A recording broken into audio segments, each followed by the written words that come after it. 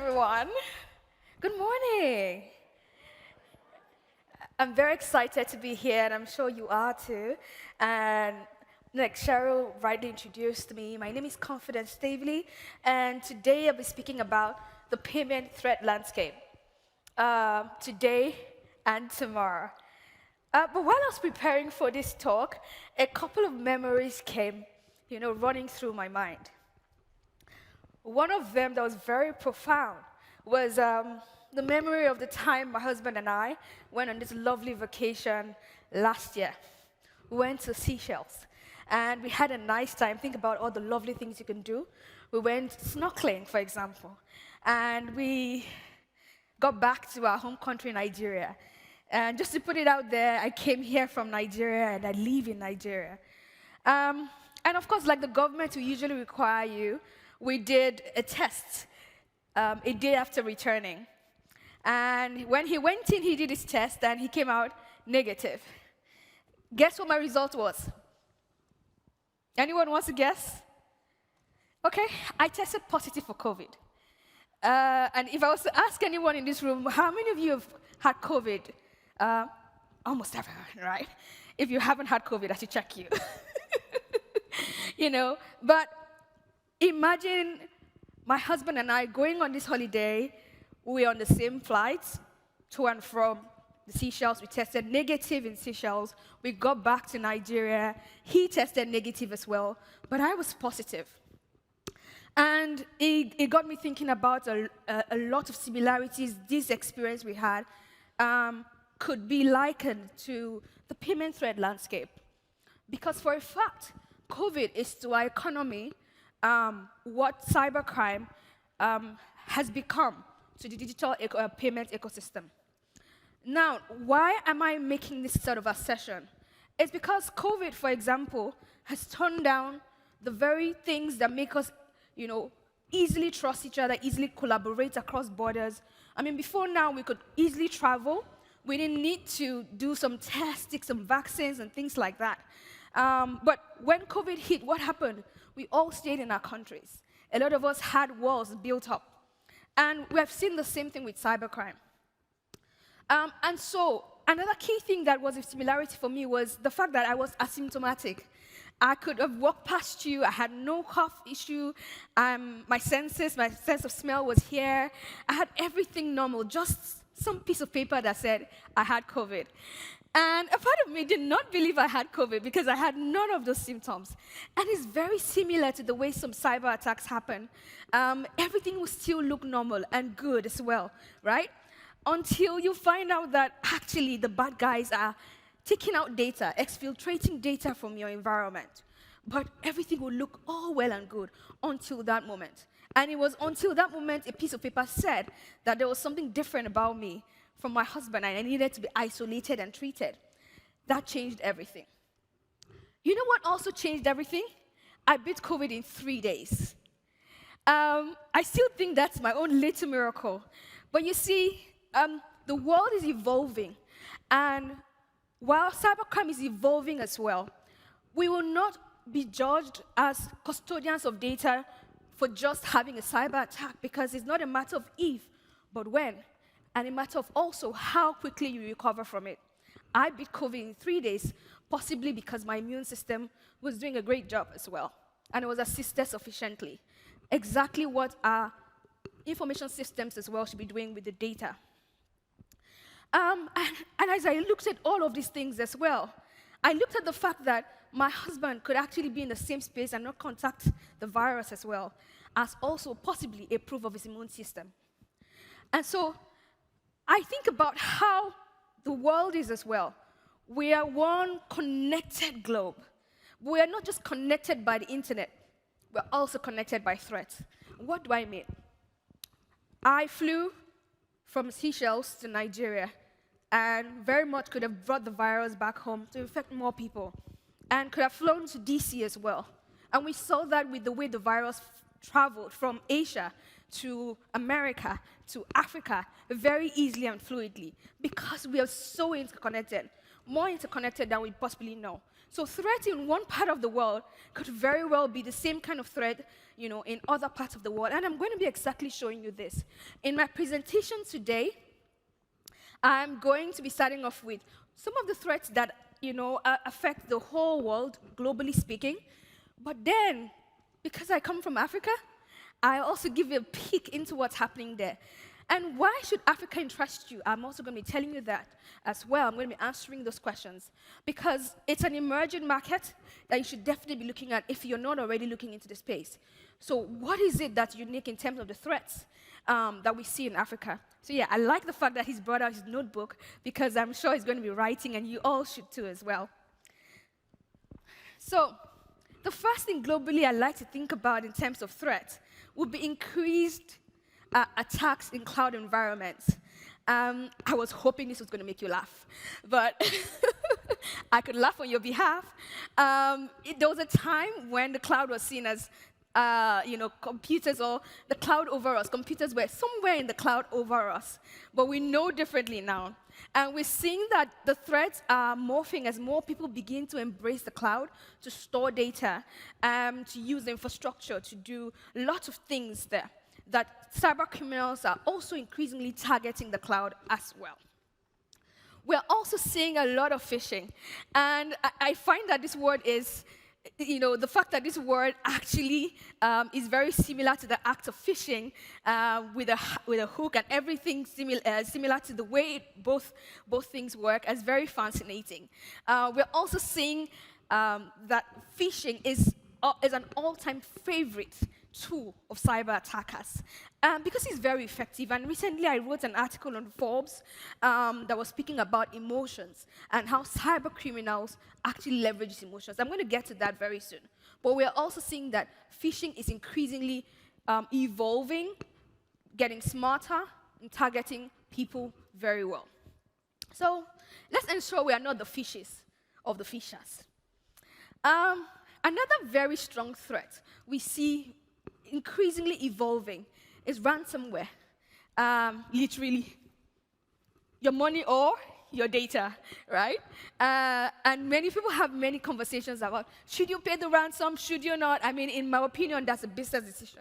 But we're seeing increasingly the ransomware attacks are really stealing the show. But another very interesting one we're seeing, and this hasn't gone away, is compromised passwords. A lot of the attacks we're seeing are starting off from passwords being stolen somewhere. Someone using the same password everywhere.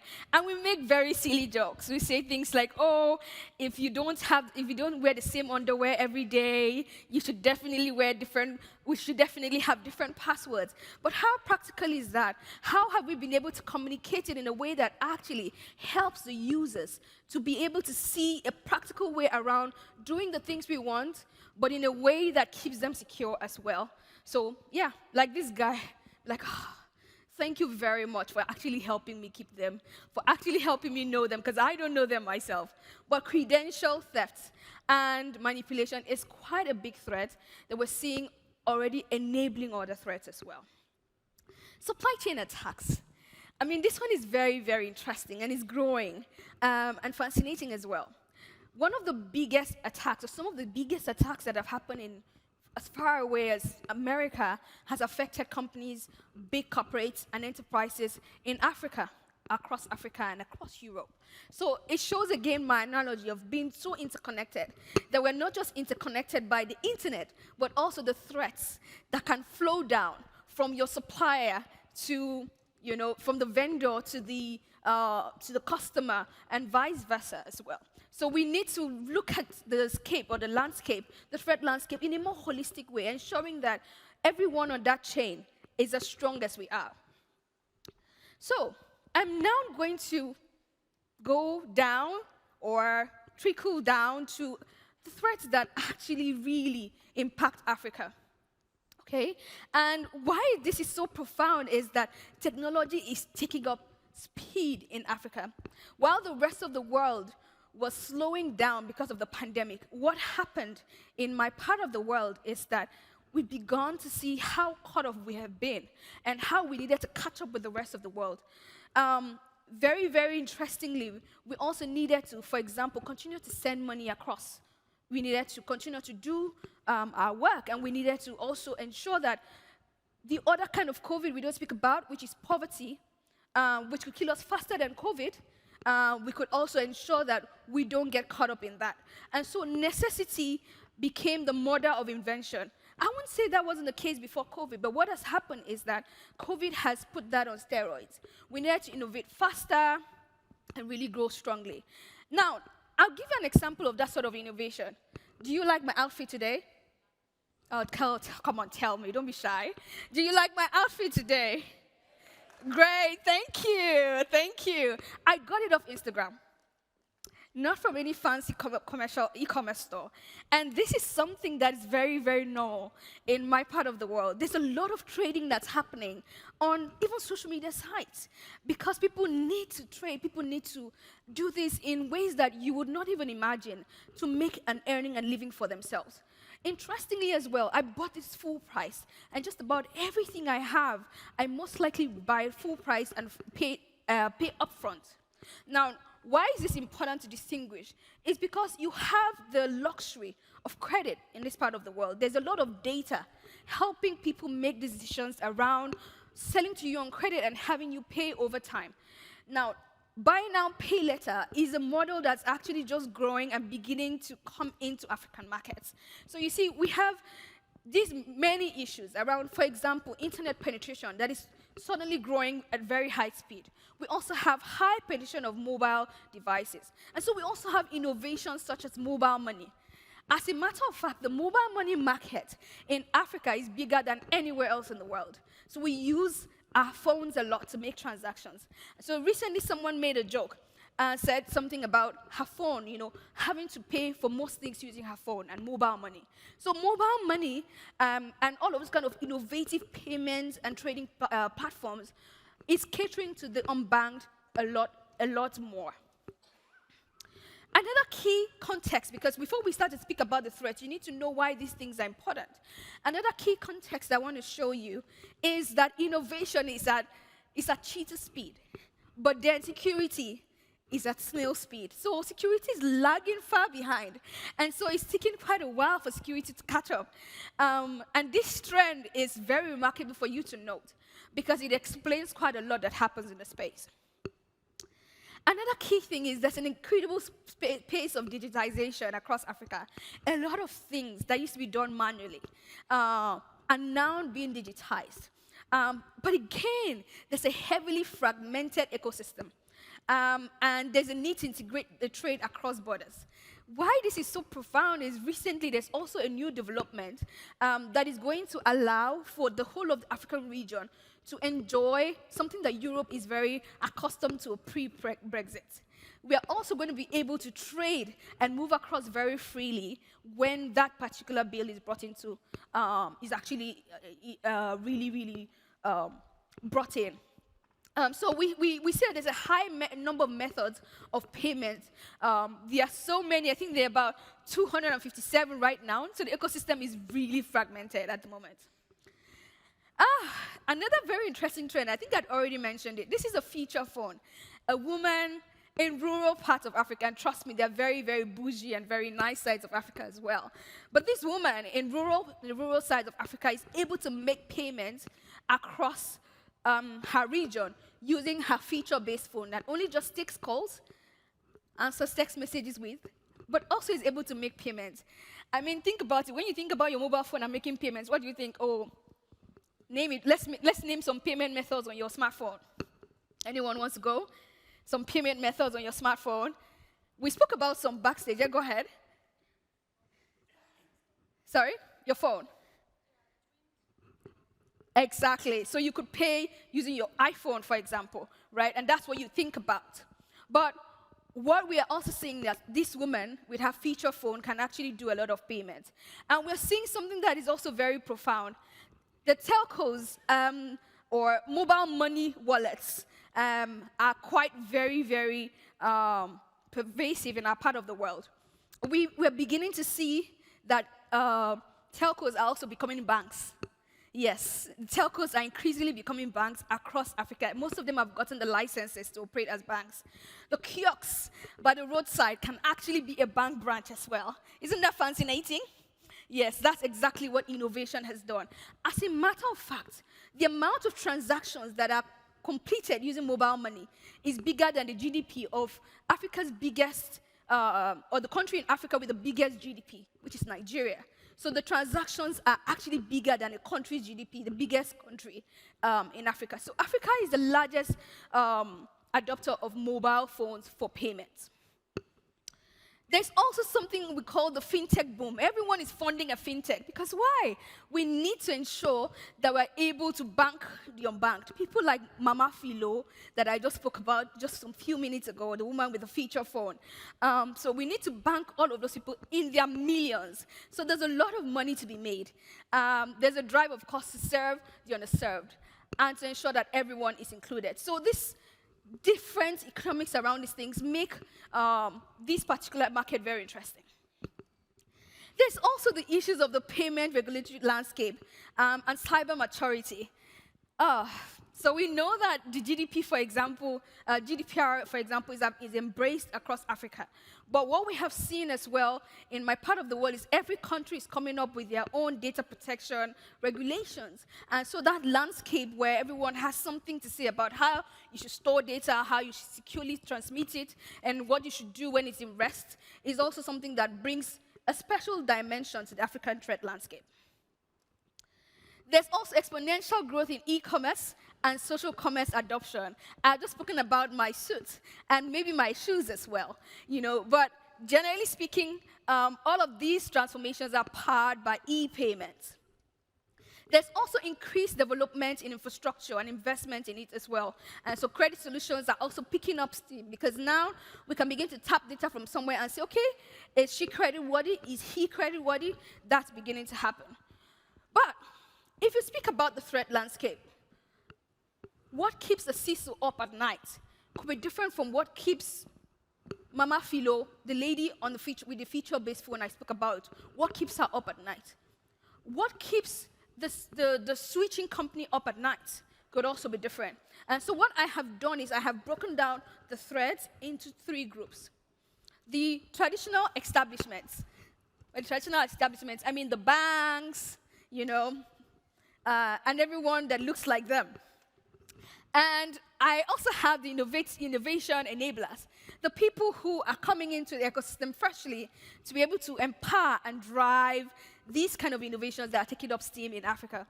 And then we have the customer, the people who no one cares about, the people who, we just want their money. But when they get attacked, what happens? We can't even bring them into the ecosystem anymore. We can't bring the unbanked because what has happened?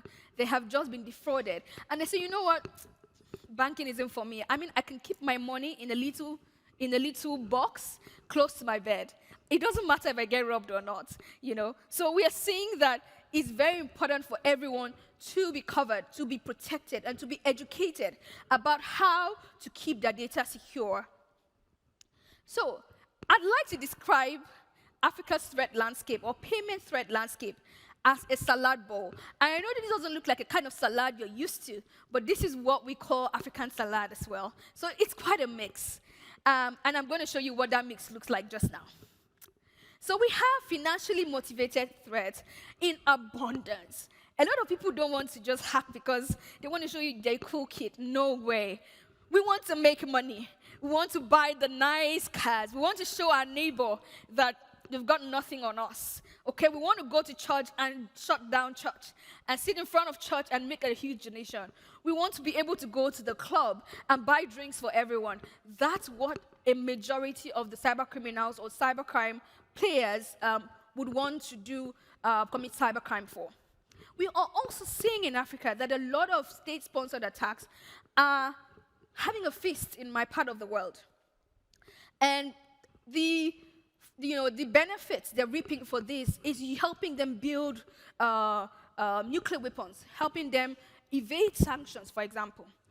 We're seeing just a little teeny weeny bit of hacktivists, people who want to just hack because, okay, I've just shown you that, okay, police brutality is an issue. So because police brutality is an issue, I would make sure I target and bring down the police website. We saw that during the NSAS protest and things like that. And then we have one more group that, just falls in between all of this. So, but what are the major threats to customers? I want to assume everyone in this room understands what social engineering is, and I am sure I won't be wrong to really assume that. So we're seeing that a lot of the cyber crimes start off with social engineering. And why is this very important to note? Is because digital literacy is also very low in Africa. We're also seeing physical theft of devices. I mentioned earlier that most payments are made with mobile phones. So what this means is when your mobile phone is stolen, it's not just stolen to be sold on the black market, it's also stolen so that the credentials on your mobile phone can be used to make payments as well. We're also seeing that this also allows things like SIM swap fraud to happen easily as well. There's also business email compromise, the guy I call the silent thief. So the guy who, when this kind of crime happens, what happens is a lot of people get shy. Oh my God, I don't want to be seen as a corporate that's stupid. So we're going to keep this hush-hush. We've just lost $100,000, and we won't say anything about it. So when you think about business email compromise, and you only think Western countries, suffer this, we also suffer it as well. And so this is a threat that is also very much shared.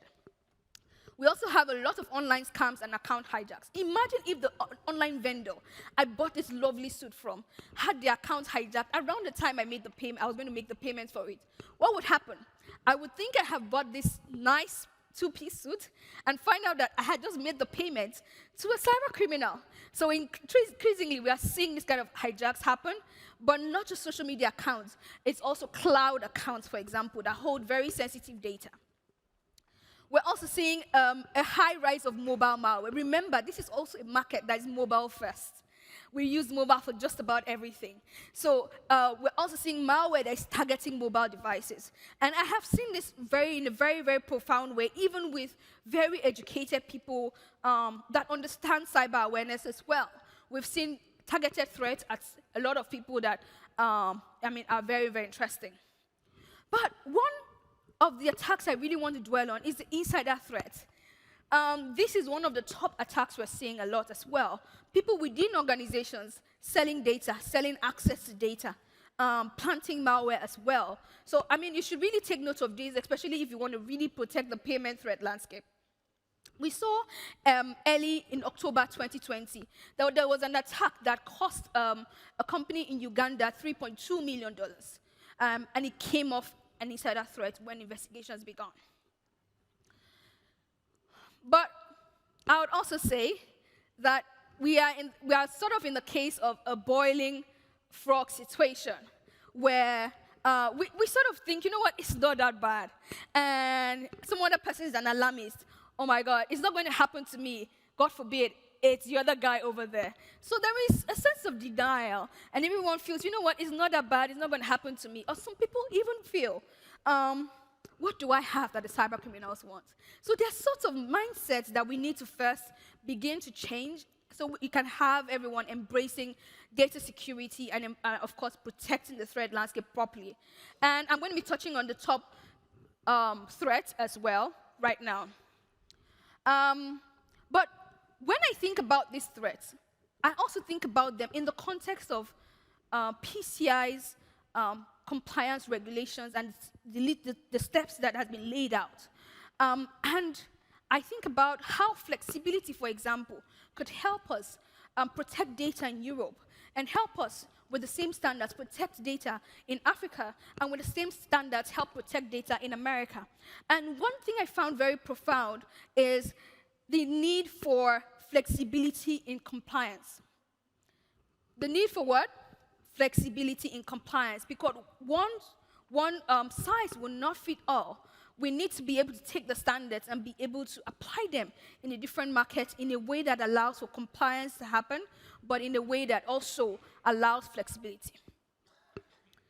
So great. So these are some of the top threats that I'm going to highlight as emerging threats, so that we can also bear these in mind. The first one I'm going to be speaking about is API threats, API-related threats. I spoke about how fragmented the ecosystem is. What does that tell you? It also tells you that it's a problem that a lot of people are beginning to address. So APIs are beginning to connect the systems, but how secure are they as they connect and transmit data across? How secure are they? There's another side of this topic I'd like to talk about. It's a bit very touchy, so please keep an open mind. When I started this presentation, I spoke about being Nigerian. And I would typically say I'm a Nigerian, but not a princess. And I know that because a lot of us sort of are uptight about, people from that region. And I think I understand why you would feel that way. But I also believe that that presents us a unique opportunity. I am currently sharing about the threats because I understand them very, very clearly, especially how they play out in my space and how they affect other people that do not live in my part of the world. But I'm also seeing that that presents a unique opportunity. And what is the opportunity? Like Cheryl said, if we're able to get people who look like their adversaries also defending, what does that make us be able to do? We're able to be stronger defenders. We're able to know what the moves are. We're able to outsmart them because we know just how they would think. So when we see a rise in talent, in cyber talents like we're seeing in Africa, what that should show us is instead of shutting the door at talents like them because they are on some part of the world that we feel is infiltrated by cyber criminals, maybe we can take a smarter move at vetting this type of talent and getting them on board to help protect data across the world. We're seeing a high increase of these talents as well. So while there is high interest in taking up cybercrime as a career, there's also high interest of genuine people who are sincere and want to help defend as well. There's also a high level of digitally enabled services, especially in the financial space. But a lot of them are not prioritizing security enough.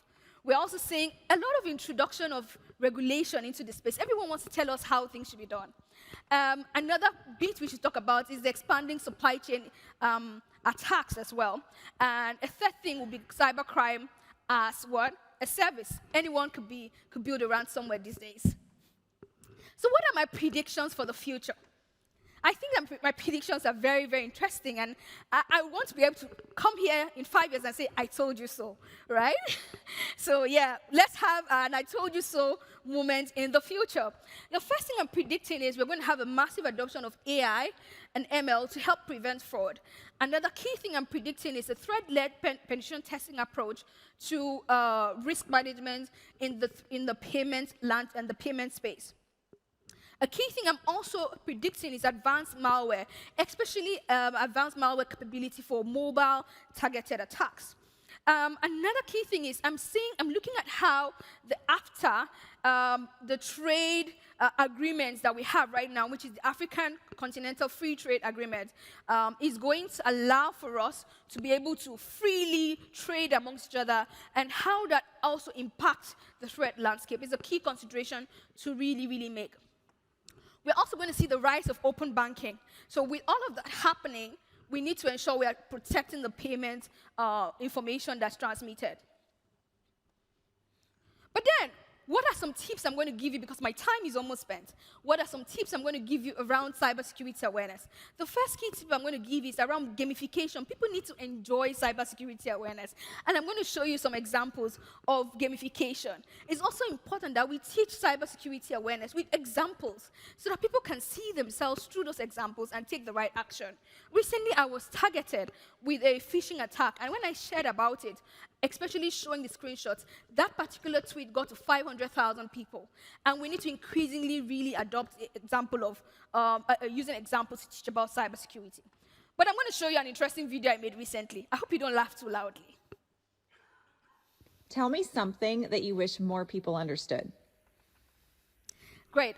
I also believe very strongly in leveraging short-form content to augment already existing cybersecurity awareness, such that we have cybersecurity trainings happening as a continuum and not something that happens as an event. We need to creatively be able to tap this to increasingly encourage people to take the right habits. Another key thing I really, really encourage us to do is teach about cybersecurity awareness, but from an emotions perspective.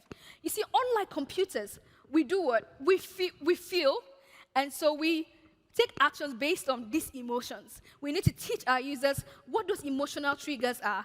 And this article I wrote and published on Forbes is quite a fantastic guide for anyone who needs to address the root cause of social engineering in the very first place. And I think creative ways to really teach it is very interesting and should actually be taken up. Let me show you another video. You have boyfriend? No, I don't have a boyfriend. Honey, why you don't have? You look so pretty, like model, cheerleader, something pretty. You like long or short nail? Short nails. Oh, honey, that's why you don't have boyfriend. Indeed. So we could use that method, but we need to basically use innovation, bring in innovation, make cybersecurity fun again, make it interesting, and not just something we need to tick up on the box for users. Okay, this user has had cybersecurity awareness. Let's begin to think about engaging way to use content that's entertaining yet cybersecurity driven to actually teach about cyber awareness. And as I come to a close with my presentation, I want to remind you of something that I've somehow made a note of saying in different ways throughout this conversation, which is the fact that no one of us is safe until we are all safe. And there's so much we can do together, but all that's missing is confidence. Thank you so much. It can be louder.